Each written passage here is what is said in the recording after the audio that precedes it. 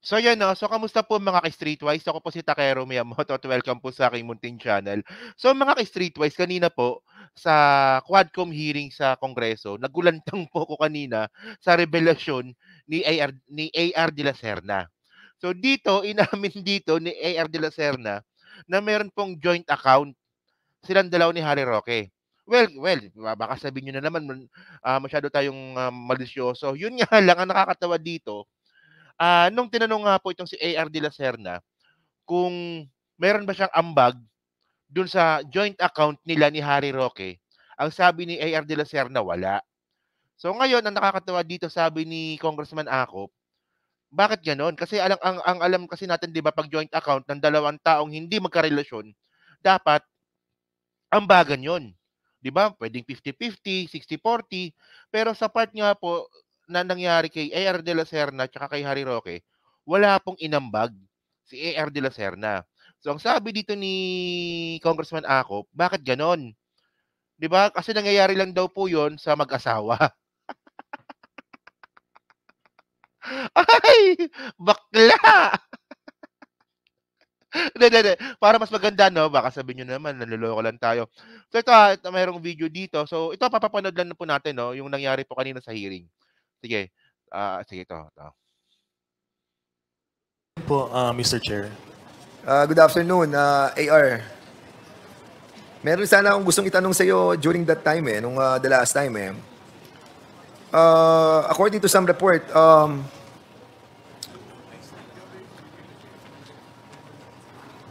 magkano ba sinaldo mo dun sa being an incorporator of Biancham ba? Or yung Bataan Maribeles Holding Corporation? To be honest po, Mr. Chair, hindi ko po alam talaga yung paano, kung may sinahod ba talaga ako or being a stakeholder of Biancham po. So the last time that you answered that kind of question, the same answer that you have given on this Quadcom? Yes po, Mr. Chair. Okay. During the raid doon sa Porac, di ba? According sa PAOK TF, parang meron nakuha silang bank account mo eh. Is this true? Yes po, Mr. Chair. May nakuha silang bank account mo? Yes po, Mr. So Chair. anong bangko yon? BPI po, Mr. Chair. BPI. Yes, Mr. Ilang BPI account meron ka? I have one personal account po, Mr. Chair. One personal account? Ano to? Checking, savings, or Savings po, Mr. Chair. savings account? So, isa lang ang savings account mo? Or Yes you po. have another joint account with somebody? Okay lang, naputulin ko lang. So, sa hindi lang po kasi aware, nung na-raid po kasi yung Pogo sa Porac, Pampanga nga 'no. So, nakita po talaga doon yung bank account ni AR de la Serna at saka ni Harry Roque. Hindi lang po pati yun, pati yung mga credentials po ni AR de la Serna sa flying school. So mga dokumento po nakita talaga nila doon. So ngayon mga kababayan, ang malinaw dito, mamaya sige, continue natin. I have a joint account with Attorney Roque po, Mr. So, Chair. meron kang joint account with Harry Roque. Yes po, Mr. Chair. How much? Magkano laman nung joint account nyo ni Attorney Harry Roque? As of today ba yun, Mr. Chair? No, today, how much? Sa pagkakalam ko, Mr. Chair, close na po yung account na yun. Close na. Sino close? Ikaw? Kayong dalawa, joint, right? Hindi po ako nag-close noon, Mr. Chair. Pero pag-check ko po online, wala na po siya. Pero having that joint account with Attorney Harry Roque, namamonitor mo yung account. Siyempre, account mo, di ba? Yes, Mr. Chair. So, magkano yung pinakamalaking pumasok na pera? So ayan, putulin ko lang ulit ha. So malinaw dito mga kababayan na meron daw silang joint account ni Harry Roque. Silang dalawa. Dalawa sila. So joint account. Hindi, continue pa natin. Sa mga hindi lang po nakapanood ng hearing kanina kasi masyadong mahaba, marami po tayong matututunan dito. Sa pagkaalala ko kasi, Mr. Chair, that account was used for election po, Mr. Chair. So, how much ang pinakamalaking pumasok na pera? Around 3M or more, Mr. Chair. 3M. Yes, Mr. Chair. One Transaction po. transaction. So, umabot ng magkano yung account na yun? Alam ko, that is the limit, Mr. Chair. Yung pinakamalaki po na deposit. Kasi pag No, nag-deposit... I mean the total, AR. Nung total na pumasok sa joint account nyo, how much? Yun ang hindi ko po masasagot, Mr. Chair. Bakit? Hindi ko po alam if magkano po lahat ang pumasok ko, Mr. Chair. Hindi mo nakikita account mo? Wala kang kopya? Wala kang online account? Hindi mo nakikita yung pasok? You're under oath. Ang Klaruhin ko lang, Mr. Chair, ang tanong niyo is magkano lahat ang pumasok po doon, di ba, Mr. Chair? Yes, oo. Hindi ko po alam ano yung total amount po na pumasok doon, Mr. Chair. Pero ang pinakamalaki na nakita mo is only 3 million. Are you sure? Are you sure? Yes, Mr. Chair. Ang pinakamalaking pumasok is 3 million. Pwede ko i-check, Mr. Chair. Go ahead. Okay, AR? So ito siguro mga 2 minutes na chinek ito ni AR de la Serna, mga 2 minutes. Pinutol ko lang eh. Sa pag-alala ko talaga, Mr. Chair, 3 million po ang biggest na pumasok doon, Mr. Chair. So, anong tinitingnan mo kanina? Wala ka nakita? Nag-loading pa kasi, Mr. Chair. Nakaka-withdraw ka ba sa account na yan? Yes, Mr. Chair. So, nakaka-withdraw ka? Yes, Mr. Chair. Magkano ang pinakamalaki na withdraw mo? Around 1.8, Mr. Chair. One withdrawal. Don't worry, AR. You have to be honest. You know why? Yes, around 1.2 to 1.8, Mr. Chair. Alam ko po yun. Yung na-withdraw mo. Yes, Mr. Chair. So, marami kang withdrawal na malalaki. Parang once a month yun, Mr. Chair, before. For election purposes naman yun, Mr. Chair. For payroll po ng mga tao po. And why is Attorney Harry Roque allowing you to withdraw that big amount? That is for the payroll po ng election staff po ni Attorney Roque ng election po, Mr. Chair. Election. Yes po, election staff. So, ang sinasabi mo, that amount that was withdrawn by you during election time, are you sure? During election time? Yes, Mr. Chair. Definite ka dyan, ha? Yes, Kasi Mr. pag Chair. nakita natin na hindi election time yan, you're lying, ha? Makita rin, Mr. Chair, na nag-withdraw din ako ng that amount last election po. 1.2 and 1.8. Within those range po, Mr. Chair. Okay. Okay ito to be fair naman, no. Kung totoo naman yung sinabi dito ni AR de la Serna na may pumasok na ganong kalaking pera ng election, okay lang 'yon. Kasi election 'yun eh, 'di ba? Election 'yun. So wala tayong magagawa. Talagang gumagastos po talaga yung mga politiko tuwing election. Okay, sige. Continue pa natin. Sige, for that, Mr. Chairman, no further questions for the moment. Pero ang nakakagulat lang dito, no, bakit si AR de la Serna talaga yung pinagkatiwala niya, no, sa mga bank accounts, no? Na joint account pa talaga sila. Okay, sige. Thank you, Congressman Fernandez. May Mr. direct... Yes, Congressman Akop, you're ready. May just ask some questions from Mr. De La Serna. Please proceed. Mr. De La Serna, in 2023, ilang beses kayong lumabas ni Attorney Roque? Klaruhin ko lang po, Mr. Chair. Out of the country trips po ba yun? Ano? Out of the country trips ba yun, Mr. Yes, Chair? out of the country. Ilang beses kayo lumabas ni Attorney Roque in the year 2023? 6 times po, Mr. Chair. Uy. 6. Yes. 6 times in 1 year. Tama? Yes po, Mr. Chair. Pwede po bang sabihin niyo sa committee na ito?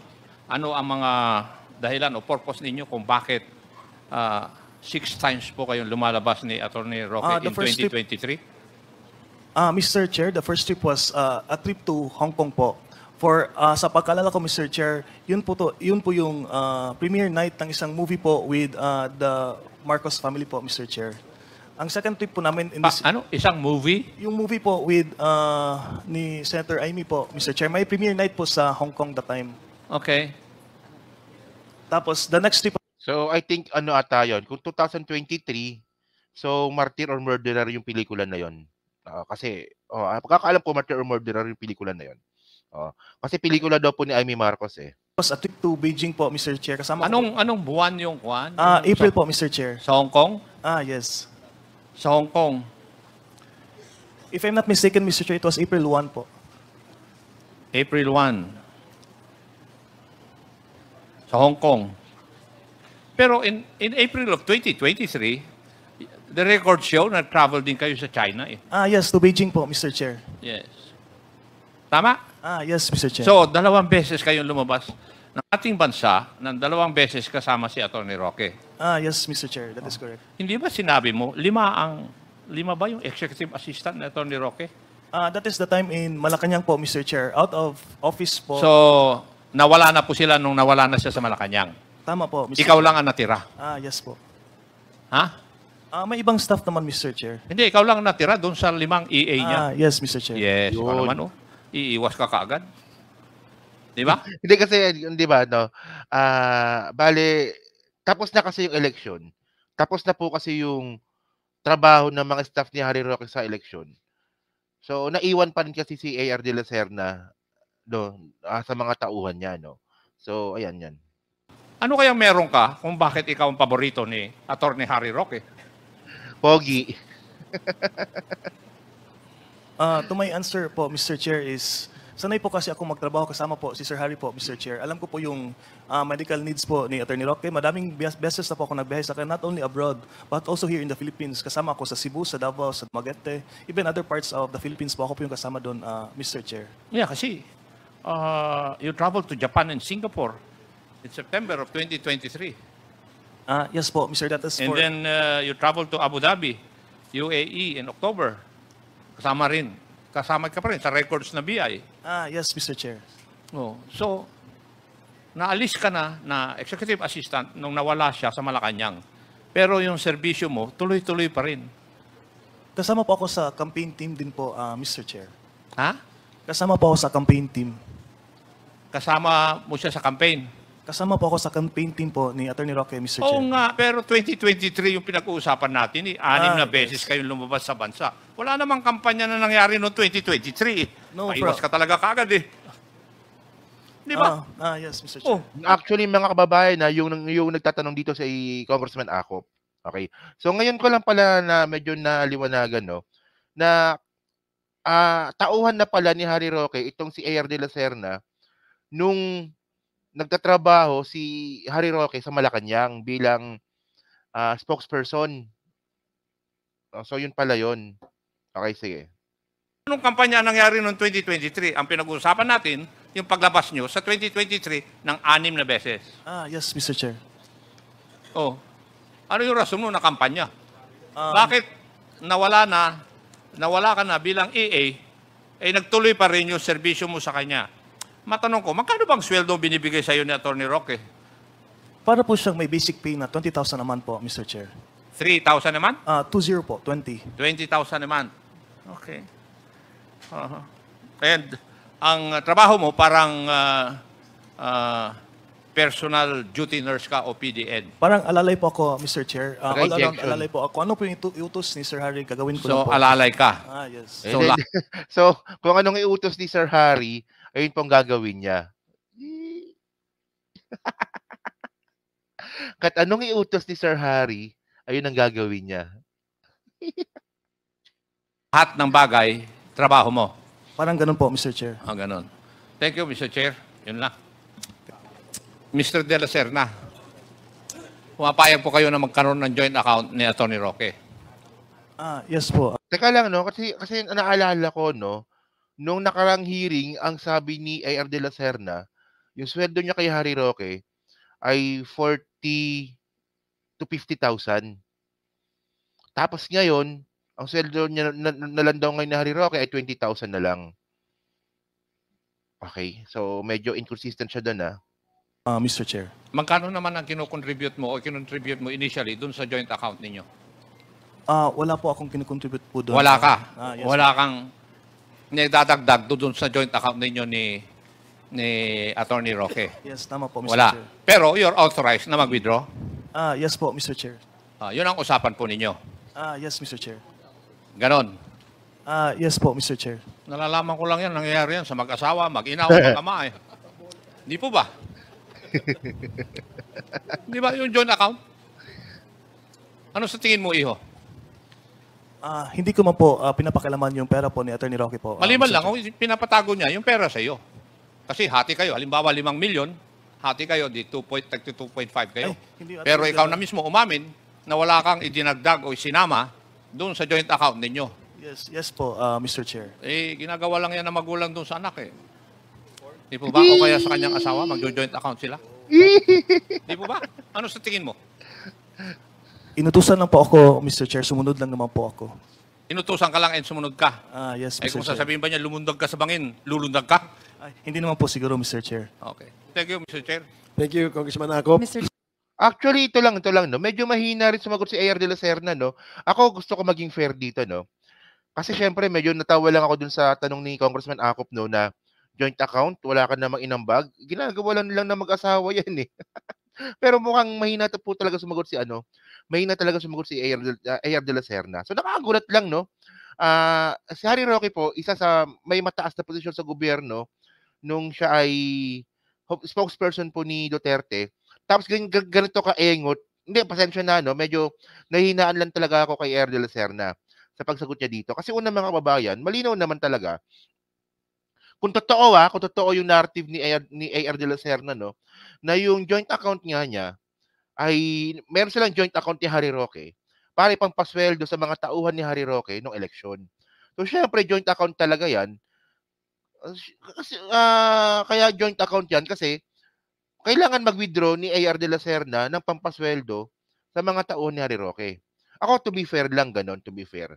Ayun na nakikita kong posibleng dapat na isagot ni AR de la Serna nung binanatan siya ni Congressman Acop na, yung joint account na yan na wala ka namang inambag, ginagawa lang naman ng mag-asawa yan eh. Well, sinabi niya na nga kanina na kailangan niya mag-withdraw ng pera kasi pinapasweldo sa mga tauhan nung eleksyon. Pero syempre, mga kababayan, hindi po talaga natin maiiwasan na yung mga ganyang klase mga tanong, talagang, ano ba talaga, mag-boyfriend ba talaga kayo? And then, mga kababayan, no, ito nakita ko lang to sa sa TikTok eh. So, tingnan nyo to. Si Harry Roque po, mga kababayan, ginunita yung kanilang pagsasama ni Ronnie Liang. Hindi, seriously. Tingnan nyo panoorin nyo to.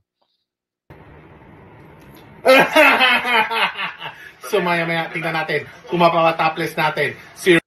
Teka lang, si ano ba yan?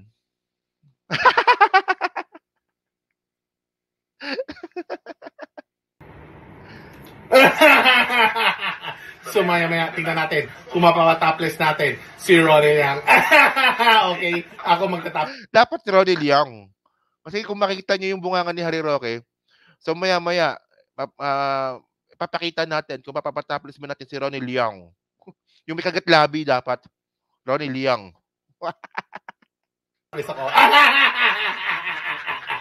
See you later. So yun na po yung content natin. Gusto ko lang ipapanood sa inyo yung nangyari kanina sa hearing. So kayo ba, naniniwala ba kayo sa sinasabi ni AR de la Serna tungkol doon sa joint account? Or mas doon kayo sa isang side na mag-boyfriend sila? So yan na, so pa-comment lang po sa baba, binabasa ko pang lahat yan. And then, hindi pa po nakakapag-subscribe, pa-subscribe, pa-like, and then pa-share na lang din po ng video po na to. So sa muli po, kita na lang ulit tayo sa susunod na video. Salamat po, thank you po, thank you, salamat.